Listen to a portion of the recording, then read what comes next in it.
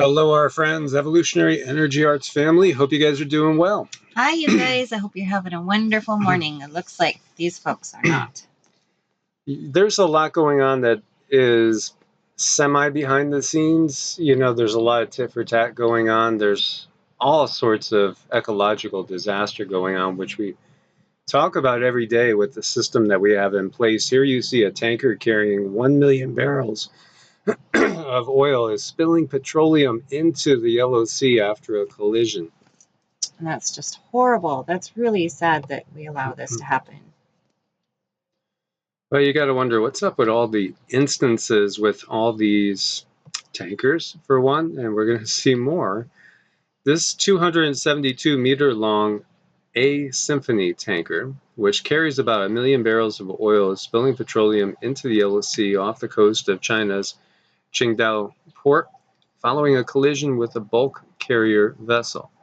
The Shandong Maritime Safety Administration confirmed that a spill occurred after the oil tanker, owned by Symphony Shipholding SA and NGM Energy, had a collision with bulk carrier Sea Justice at 8:50 a.m. local time.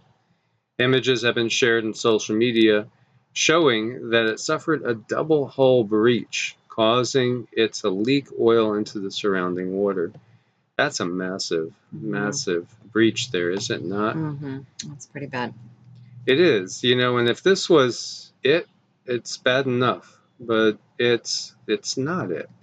You know, there's more going on as well. The Yellow Sea is a region between mainland China and the Korean Peninsula, and the oil spill threatens to have environmental and economic impacts as it could disrupt one of Beijing's largest crude terminals, after officials ordered all vessels to remain 10 nautical miles away from the area. Qingdao currently accounts for about a quarter of China's crude oil processing capability. Interesting. You know, I mean, we've talked about all the declassified documents about modification of things like the weather. And you know, China itself has said, yeah, we can control the weather. And we've talked about how the US and Russia can control the weather as well. And then we see these type of things happening. Here you see unconfirmed reports of oil tanker attacked off Saudi Arabia coast. And actually, it does appear that this is something that happened. As you see how the Express, Saudi Arabia crisis, Saudis destroy booby-trapped ship, panic over tanker in Red Sea. A remote-controlled ship, this is the world of drones now, was destroyed in the Red Sea, sparking panic and confusion that an oil tanker had been attacked. Yeah, I mean, it just seems to be that there's too many accidents. That's what I'm seeing. Yeah, when you have these series of coincidences, yeah. This morning, Dryad Global received unconfirmed reports of an explosive in the Red Sea region near the port of Yanbu, but a spokesman for the Ministry of Defense, Brigadier General Turki al-Maliki, debunked reports of an oil tanker explosion and said a remote control boat was intercepted and destroyed instead. So what really is going on here? That's the question mark. In a statement from the Saudi authorities, they said the marine units were able to monitor the movement of the booby-trapped boat, which is remotely piloted in the waters of the Red Sea. They said the booby-trapped boat was dealt and destroyed according to the rules of engagement. Investigations are continuing by authorities to find out more about the booby-trapped vessel.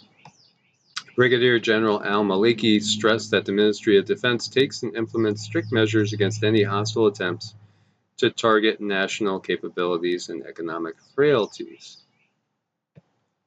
And so, you know, here you see this caption, oil tanker attacked at sea, huge explosion reported on board the NCC Daman. According to Neptune 2P2 group, the King Fahd port is transmitting a warning message informing ships to be vigilant. They wrote, King Fahd Port Control are transmitting a warning message on VHF Channel 11 instructing ships to be vigilant and monitor the north and south entrance for suspicious small boat activity. It's been reported that an unidentified vessel may have suffered an explosion, and black smoke has been spotted in the approaches to the Southport entrance. The report of the explosion has yet to be confirmed by port authorities, but the sighting of black smoke has been verified by shipping awaiting entry to the port.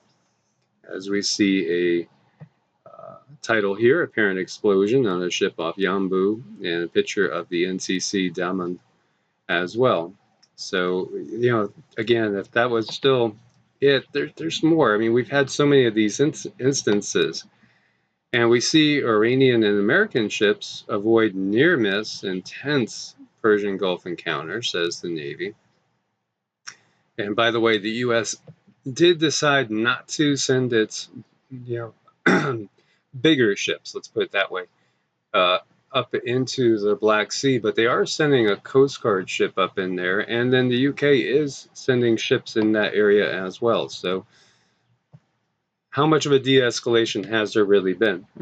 I know, yeah. I mean, these are things you have to ask yourself while we walk through this and watch things, how they just behave so weird.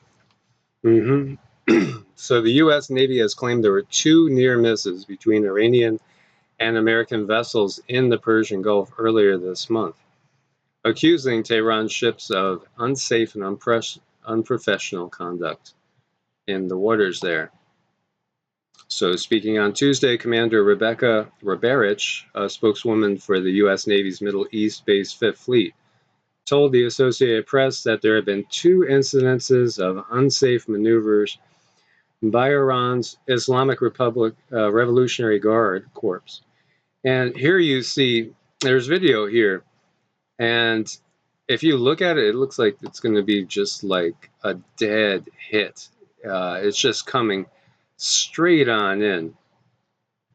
And the U.S. crews issued multiple warnings via bridge-to-bridge radio, 5 short blasts from the ship's horns, while the Iranian Hearth 55 responded to the bridge-to-bridge radio queries. They continued the unsafe maneuvers, so said the spokeswoman.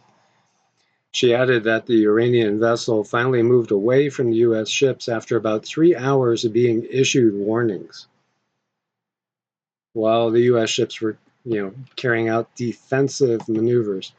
And you can see here, excuse me, guys, just how close they were getting. As this apparently is the American ship, and this is the Iranian ship, and it just looks like it's coming straight in for it,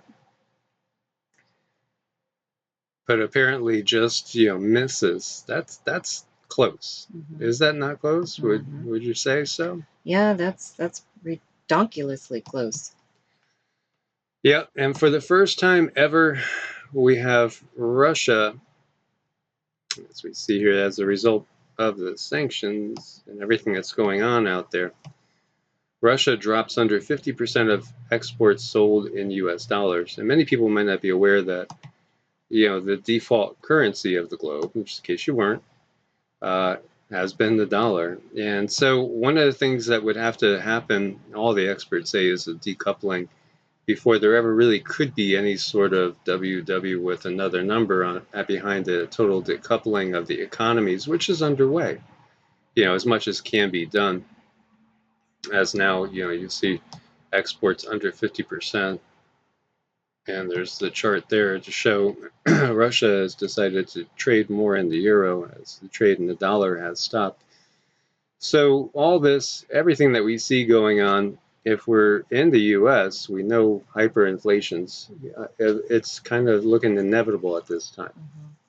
Yeah, it really is. And people keep reporting on it over and over and over. And, it's fair to take notice. I know things aren't happening immediately, but they are happening. So it's our responsibility to be ready when things really do get hard.